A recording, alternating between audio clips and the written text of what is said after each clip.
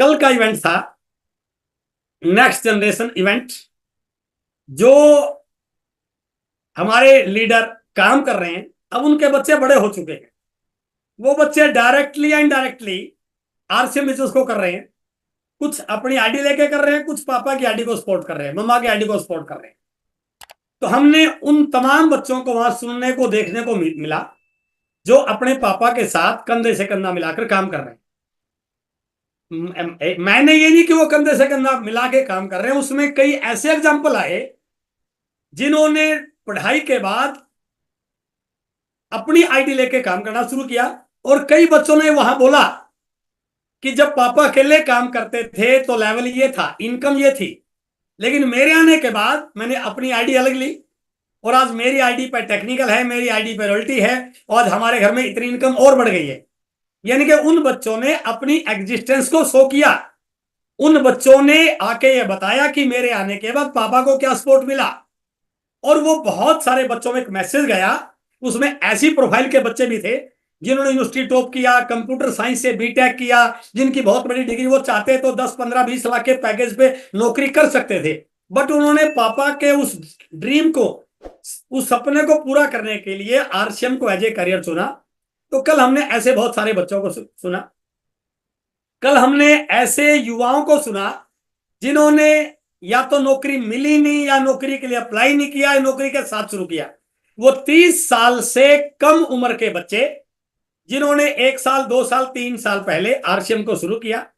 और ये पिछले साल भी हमारा ये इवेंट हुआ था यंग जनरेशन 7 मई को, और वो बच्चे उस प्रोग्राम में आए थे।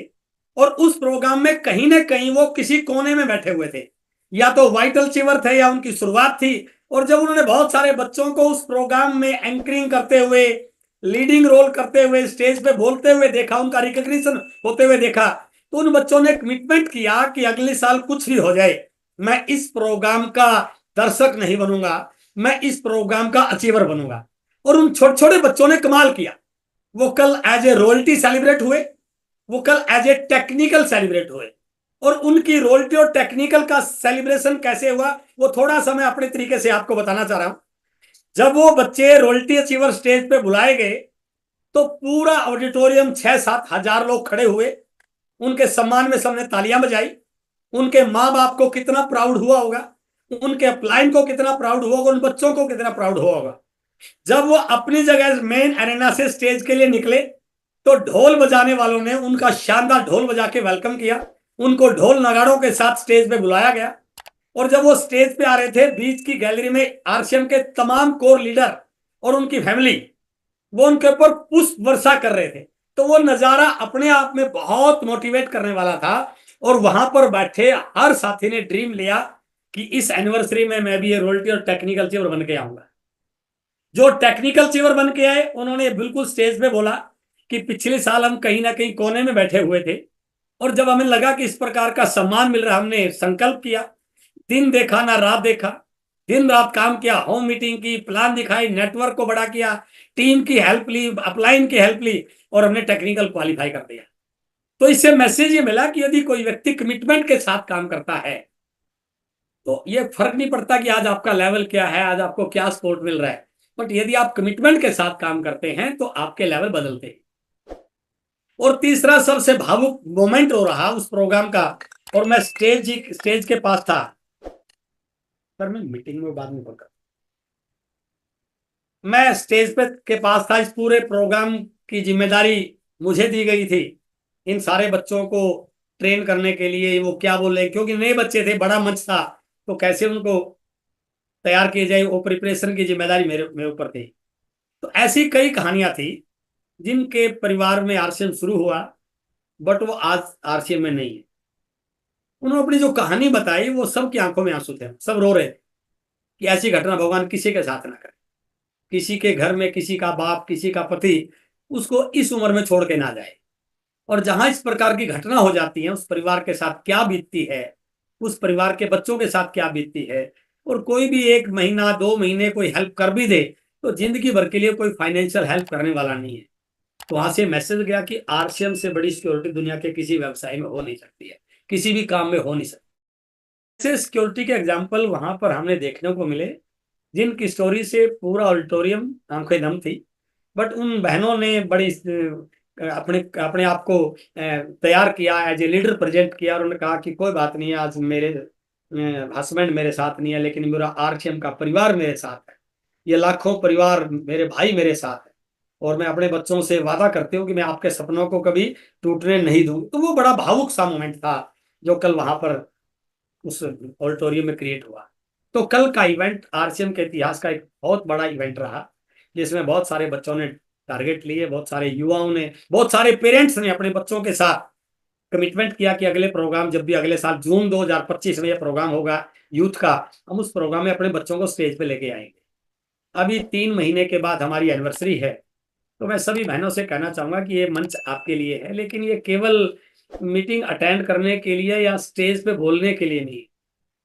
ये मंच आपको सक्सेस दिलाने के लिए, आपकी इनकम में इजाफा हो, आपके लेवल में इजाफा हो, आपकी टीम में इजाफा हो, आपको उस प्रकार का रिकॉग्निशन मिले, आपकी लीडरशिप उस प्रकार की हो जहां पर हर मंच पे आपको माइक मिले। केवल 1 PM में माइक मिलना एक बहुत बहुत बड़ी बात नहीं है। आप अपने आप को उस लेवल पर लेके जाएं, अपने आप को उस प्रकार से ट्रेन करें, अपने अंदर वो स्किल डेवलप करें, अपनी टीम में वो स्किल डेवलप करें, इंडिया का हर मंच आपको माइक देने में गर्व महसूस करे।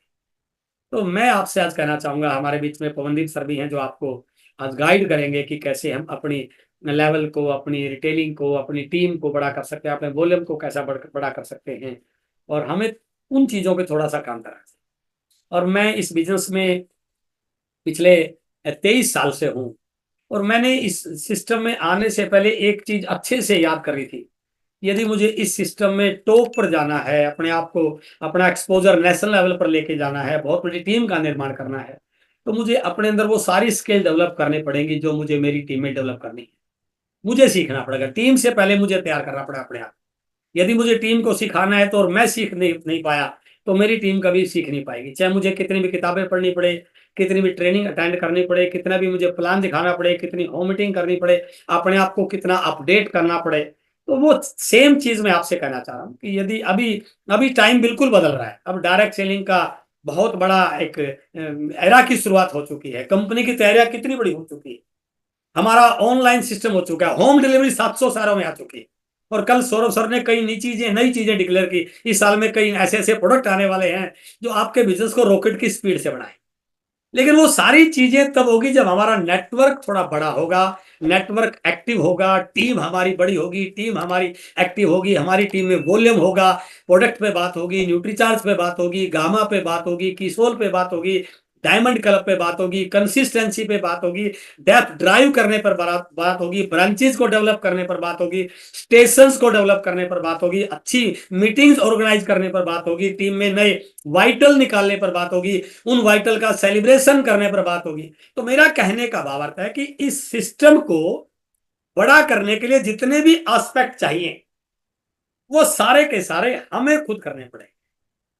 हम केवल एक पार्ट में अच्छे बन के बहुत बड़ा काम नहीं कर पाएंगे, हमें हर पार्ट को अच्छा करना पड़ेगा। यदि मैं गाड़ी की ड्राइविंग कर रहा हूं तो केवल स्टेयरिंग पकड़ के ड्राइविंग अच्छी थोड़ी हो जाएगी कि ऐसा स्टेयरिंग तो मैं पकड़ लेता हूं, ब्रेक पे आप पैर रखो, और शीशे में तो सर आप बैठो, मैंने बगल वाले को बोला शीशा तो आप देखो, और दूसरे को बोला पीछे की तरफ आप देखो, कोई पीछे से तो नहीं आ रहा, या साइड से कोई नहीं आ रहा। तो हमें ये मानना पड़ेगा कि यदि ड्राइवर की सीट पे मैं हूं तो मुझे स्टेयरिंग भी पकड़ना है, गियर भी मैंने बदलना है, ब्रेक पे भी पाँव मेरा है, एक्सीलेटर पे भी पाँव मेरा है, साइड के मिरर में भी मुझे बीच बीच में देखना पड़ेगा जब भी मुझे लेन बदलनी है, और 10-20 सेकंड के बाद मैंने ऊपर वाले मिरर में भी देखना पड़ेगा पीछे से तो कोई नहीं आ रहा है। तो हर चीज को मुझे संभालना पड़ेगा। Then I will be a perfect driver, तभी मैं अपने आप को एक परफेक्ट ड्राइवर बना सकता हूं। और मैं केवल एक पार्ट में सही हूं, ठीक है, मेरा बिजनेस तो चल जाएगा। देखो, हम इस बिजनेस में, इस सिस्टम में, इस मिशन में केवल गुजारा करने के लिए नहीं आए, केवल एक एक्स्ट्रा साइड की इनकम करने के लिए नहीं आए, केवल 20-30-50 हजार कमाने के लिए नहीं आए। हम एक नए भारत के निर्माण करने के लिए आए, और नए भारत का निर्माण करने का सबसे बड़ा पहलू यह है, हम पहले खुद का निर्माण करें। वो सारी चीजें हमारे अंदर हो जो टीसी सर देखना चाहते हैं कि हिंदुस्तान का हर व्यक्ति इस प्रकार का हो, तो उस प्रकार का पहले मैं बनूं, उस प्रकार की स्किल मेरे अंदर हो, तो यदि हम इन चीजों को आत्मसात करते हैं, इन चीजों को लेके, हाँ सीखा जा सकता है। ऐसा कोई काम नहीं जो आज मुझे नहीं आ रहा है उसके बारे में बिल्कुल भी टेंशन स्ट्रेस लेने की कोई जरूरत नहीं है। जो काम मुझे आज नहीं आ रहा है इसके बारे में परेशान नहीं होना है, सीख लूंगा मैं 2 बार में, 4 बार में, 6 बार में, 10 सीख जाऊंगा, 6 महीने बाद सीख जाऊंगा। बट मुझे ये लगना चाहिए कि मुझे हर काम को संभालना है, तो मेरी जिम्मेदारी बनती है मेरी टीम को मोटिवेट करना। जहां से मेरी आईडी लग गई, इस बिजनेस की मेरी जिम्मेदारी है अपनी टीम को एक्टिव करना। तो आज हमारे बीच में पवनदीप सर भी, और मेरी एक मीटिंग भी है, मैं थोड़ा सा जल्दी आपसे एग्जिट करूंगा। तो एक ही स्लाइड में आज आपके साथ शेयर करने वाला, और मुझे लग रहा है शायद यदि आपने उस स्लाइड का क्रक्स देख लिया तो आज इस बिजनेस में आप हर काम वो कर पाएंगे। तो मैं अपनी स्लाइड आपके बीच में शेयर कर रहा हूं। Okay,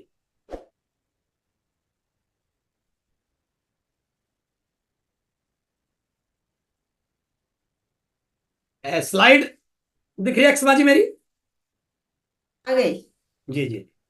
yes sir. तो इस सिस्टम में हमने किसी को प्लान दिखाया, किसी सेमिनार में लेके गए, जूम पे लेके आए, प्रोडक्ट से मोटिवेट किया, हेल्थ के बारे में बात की, महिला सशक्तिकरण के बारे में बात की, नए भारत के निर्माण के बारे में बात की, स्वावलंबन के बारे में, जैसे कैसे हमने एक व्यक्ति को कन्विंस किया, वो मेरी बातों से प्रभावित हुआ हो, हमारे प्रोडक्ट से प्रभावित हुआ हो, आरसीएम के विजन से प्रभावित हुआ हो, हमारे डिलीवरी सेंटर से प्रभावित हो, जिस चीज से भी प्रभावित हुआ, और प्रभावित करके उसने आरसीएम ज्वाइन कर लिया। राइट। तो सबसे पहला पार्ट है कि मैंने आरसीएम ज्वाइन कर लिया और मैं बन गया आरसीएम का एसोसिएट बायर। राइट। यहां से इस बिजनेस में मेरी सक्सेस की जर्नी स्टार्ट होती। जैसे मैं एसोसिएट बायर बना तो हर महीने लाखों एसोसिएट बायर बनते हैं, लाखों एसोसिएट बायर बनते हैं। तो क्या वो लाखों एसोसिएट बायर रॉयल्टी टेक्निकल चोर बन जाते हैं? जबकि पहली शर्त तो यही है कि कोई भी बच्चा किसी स्कूल से, किसी कॉलेज से डॉक्टर बनकर निकलता है। लेकिन क्या सारे बच्चे डॉक्टर निकलते हैं? नो। सबसे पहले तो बच्चा स्कूल में एडमिशन लेता है, उन्हीं बच्चों में से डॉक्टर बनते हैं। डॉक्टर बनने के लिए स्कूल में एडमिशन लेना मस्ट कंपलसरी है। लेकिन सारे डॉक्टर बने ऐसा नहीं है। हाँ, हर वो बच्चा डॉक्टर बन सकता है जो उस प्रकार के काम को करे जो डॉक्टर बनने के लिए चाहिए। टीचर को फॉलो करे, होमवर्क करे, ईमानदारी से पढ़ाई करे, डिसिप्लिन में रहे, काम को प्रायोरिटी दे, पढ़ाई को प्रायोरिटी दे, जो भी चीजें। तो सबसे पहले काम है ये हमने कर लिया, हम सब ने आरसीएम ज्वाइन कर लिया। अब केवल एसोसिएट बायर बनने से बात नहीं बनेगी। अगला काम है हमें एक्टिव एसोसिएट बायर बनना है सर। इस सिस्टम में मेरी अपलाइन भी होती है और मेरी डाउनलाइन भी होती है। यदि मेरी डाउनलाइन मोटिवेटेड है तो मेरा बिजनेस बढ़ेगा, यदि मेरी अपलाइन का मेरे ऊपर फोकस है तो मेरा बिजनेस बढ़ेगा। ये दो पार्ट मेरे बिजनेस को बढ़ाने में बहुत इंपॉर्टेंट है कि मेरी डाउनलाइन मोटिवेटेड रहे, मेरी डाउनलाइन मुझे मेरी हेल्प ले, मेरे से मोटिवेट हो, और मेरी अपलाइन का मेरे ऊपर फोकस है, उनका आशीर्वाद मेरे साथ रहे। किसके साथ रहेगा? जो एक्टिव एसोसिएट है। छोटा बच्चा, आप सब बहनें आज इस प्रोग्राम में ज्यादातर, हमारा छोटा बच्चा होता है जो बोलता नहीं, उसको भूख लगती है, क्या करता है? जो एक्टिव बच्चा होता है ना, वो चिल्लाता है, रोता है, और जैसे वो रोता है माँ का ध्यान जाता है कि बच्चों को भूख लगी है, उसको दूध पिलाती। और जो बच्चा सुस्तुमल हो, रोए नहीं, लेटा रहे, आराम से सोता रहे, तो माँ का ध्यान जाएगा क्या? जबकि माँ अपने बच्चों को बहुत प्यार करती है, बहुत प्यार करती है, लेकिन वो अपने काम में इतनी मस्त होती है, इतनी बिजी होती है, वो सोचती है थोड़ी देर वो सोता रहेगा तो मैं ये काम भी कर लूंगी, ये काम भी कर लूंगी। तो कौन से बच्चे को ज्यादा ध्यान देती है? जो एक्टिव बच्चा होता है। राइट। इसलिए यहां पर भी यदि आप चाहते हैं कि आपकी डाउनलाइन आपको फॉलो करे, आपसे मोटिवेट हो, आपका अपलाइन आपको फोकस करे, आपके बारे में प्लानिंग करे, आपके साथ फोन कॉल करे, आपके साथ मीटिंग प्लान करे, तो आपको बनना एक्टिव एसोसिएट। उसके लिए क्या है? जो जो भी एक डिस्ट्रीब्यूटर को काम सौंपे जाते हैं, बताए जाते हैं, उम्मीद की जाती है, सारे करने। 100% प्रोडक्ट यूज करना, अच्छी सी लिस्ट बनाना, लिस्ट के लोगों से फोन कॉल करना सीखना, अपलाइन को मैसेज देना, सर मैंने 40 लोगों के नाम लिख दिए हैं, अब हम मिलकर कुछ लोगों को होम मीटिंग के दौरान मिलेंगे। सर मैं इस महीने की मीटिंग के लिए मैंने 4 पास ले लिए हैं, मैं 4 लोगों को लेके आ रहा हूँ। सर मैंने 2 लोगों को न्यूट्रीचार्ज का प्रोडक्ट, न्यूट्रीचार्ज वोमेन की पिछले महीने मैंने 5 डीबी सेल कर दी सर, न्यूट्रीचार्ज वोमेन की टेबलेट की, सर मैं उसमें शामिल हो गई हूँ। तो हम वो एक्टिविटी करेंगे तो हम एक्टिव एसोसिएट बाहर हो जाएंगे। यदि हम एक्टिविटी नहीं करेंगे तो हम एक्टिव एसोसिएट बाहर नहीं बनेंगे, और एक्टिव एसोसिएट बाहर नहीं बनेंगे तो हमारा फोकस नहीं होगा। और जैसे हम एक्टिव एसोसिएट बाहर बनेंगे, एक्टिविटी करेंगे, होम मीटिंग करेंगे, अपलाइन की कराएंगे, सेमिनार में जाएंगे, जूम में लेके आएंगे, हमारी टीम में कुछ लोग ज्वाइन कर लेंगे, कोई प्रोडक्ट यूज करेगा, कोई रिटेलिंग करेगा, कोई ज्वाइनिंग कराएगा, और हमारी टीम में 5 7 10 20 लोग आए, हम क्या बन गए? हम बन गए इस सिस्टम के वाइटल अचीवर, राइट? लेकिन वाइटल अचीवर बन के यहां पर बहुत सारे लोग वाइटल बन के रह जाते हैं। हमें केवल वाइटल अचीवर नहीं बनना है, हमें बनना एक्टिव वाइटल अचीवर। ध्यान रखना, आप वाइटल अचीवर बन के रह गए, उसी नशे में घूमते रहे तो आगे कैसे जाओगे? हमें बनना एक्टिव वाइटल अचीवर। क्या?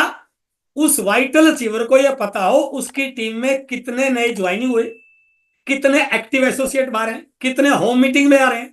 यदि वो अपनी ज्वाइनिंग बढ़ा करके अपनी टीम में एक्टिव एसोसिएट बायर की संख्या को बढ़ाना शुरू करे, दोबारा सुनना, एक्टिव वाइटल वो है जो अपनी टीम में एक्टिव एसोसिएट बायर को बढ़ाना शुरू करे, अपनी एक्टिविटी को बढ़ाना शुरू करे, थोड़ी सी वाइटल वाली जिम्मेदारी लेना शुरू करे, तो क्या होगा? उसकी टीम में कई सारे वाइटल आ जाएंगे, और जब उसकी टीम में कई सारे वाइटल आ जाएंगे, वो बन जाएगा आरसीएम का रॉयल्टी चीवर।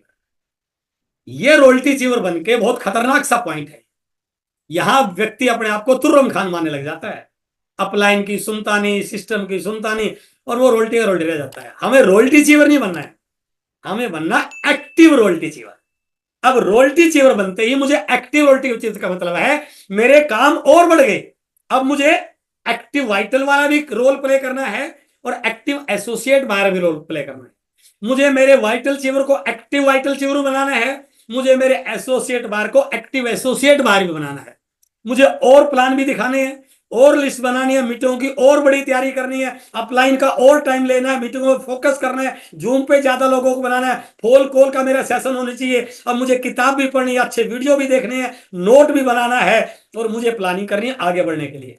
और जैसे मैं एक्टिव रॉयल्टी चीवर बनूंगा, मेरी टीम में कई सारे नए वाइटल आएंगे, कई सारे नए एक्टिव एसोसिएट बाहरेंगे, और मेरी टीम में कई सारे रॉयल्टी आएंगे। और जैसे ये हुआ, मैं बन जाऊंगा टेक्निकल चीवर। टेक्निकल चीवर बन के यहां पर रुकना नहीं है, हमें ध्यान रखना है। लोग गलतियां ही करते हैं बस। लोगों का इस बिजनेस में बिजनेस कमजोर होने का या बिजनेस को डाउनफॉल आने का कारण यही है कि वो सांप बन जाते हैं। साला मैं तो सांप बन गया, है ना? अब वो बात ही नहीं करते किसी से, अब वो अपनी अलग लाइन खींचनी शुरू कर देता है, अपने तरीके से बात करना, अपलाइन को प्रमोट ना करना, सिस्टम को प्रमोट ना करना, मीटिंग को प्रमोट ना करना, कंसिस्टेंसी को प्रमोट नहीं करना, डायमंड, वो अपने तरीके से। तो क्या होगा? बिजनेस धीरे धीरे लोगों के लेवल नहीं बढ़ेगा। हमें लोगों के लेवल बढ़ाने हैं, तो लोगों के लेवल कब बढ़ा सकता हूं? यदि मुझे जिंदगी भर टेक्निकल रहना है तो फिर तो मुझे किसी के लेवल बढ़ाने की जरूरत नहीं है। बट मुझे डायमंड जाना है तो मुझे मेरी टीम के लेवल बढ़ाने पड़ेंगे। और लेवल कब बढ़ेंगे? जब मैं एक एक्टिव टेक्निकल चीवर बन जाऊंगा, मेरी अपनी प्लानिंग हो, मेरे अपने शेड्यूल हो, मेरी अपनी मीटिंग हो, मेरी अपनी पोस्टर बना के मीटिंग हो, अपलाइन मेरी मीटिंगों को प्रमोट करे, मेरी मीटिंगों में संख्या निर्धारित हो, मेरी टीम के रॉयल्टी चीवर एक्टिव हो, मैं उनको 8% के लिए फाइट करूं, उनको बड़े बड़े इवेंट में ले जाने के लिए प्लानिंग करूं, उनके लिए अलग से ट्रेनिंग मॉड्यूल सेट करूं, तो मैं एक्टिव टेक्निकल चीवर होऊंगा। तो मेरी टीम में बहुत सारे लोग ज्वाइन होकर एक्टिव एसोसिएट बारे में कन्वर्ट होंगे। मैं उनको और कुछ ऐसा माहौल इन्वायरमेंट क्रिएट करूंगा, होम मीटिंग का कल्चर डेवलप करूंगा, मीटिंगों का कल्चर डेवलप करूंगा, वीकली मीटिंग कल्चर डेवलप करूंगा। बहुत सारे वाइटल रोल्टी में बदलेंगे, बहुत सारे रोल्टी टेक्निकल में बदलेंगे। और जब मेरी टीम में कई सारे रोल्टी टेक्निकल आ जाएंगे तो मैं बन जाऊंगा एमराल्ड। अब यहां पर फिर वही पॉइंट, एमराल्ड नहीं, I have to be active emerald, active emerald.